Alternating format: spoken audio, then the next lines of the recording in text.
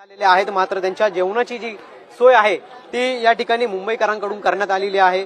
ठाकरेंच्या शिवसेनेकडून करण्यात आलेली आहे. ठाकरेंच्या शिवसेनेचे दक्षिण मुंबईचे विभाग प्रमुख संतोष शिंदे यांच्या माध्यमातून जवळपास 5,000 लोकांना या ठिकाणी अन्न जे आहे त्याचं वाटप केलं जात आहे. सकाळच्या सुमारास देखील जवळपास 5,000 वडापावचं वाटप जे आहे त्यांच्या माध्यमातून करण्यात आलेलं आहे. आणि आपण सध्या या आझाद मैदान परिसरातील दृश्य पाहत आहोत. या ठिकाणी जर बघितलं तर मोठे या ठिकाणी भांडे भरून जे आणलेले आहेत आंदोलकांसाठी, ते या ठिकाणी आंदोलकांना जेवणाची व्यवस्था त्यांच्या माध्यमातून करण्यात आलेली आहे. आणि या ठिकाणी येणारा कुठलाही आंदोलक उपाशी राहणार नाही अशा पद्धतीची जी काळजी आहे त्यांच्याकडनं घेतली जात आहे. आपल्यासोबत स्वतः संतोष शिंदे आहेत. सर, आपण या ठिकाणी आंदोलकांसाठी जेवण आणि पाण्याची व्यवस्था करतायत.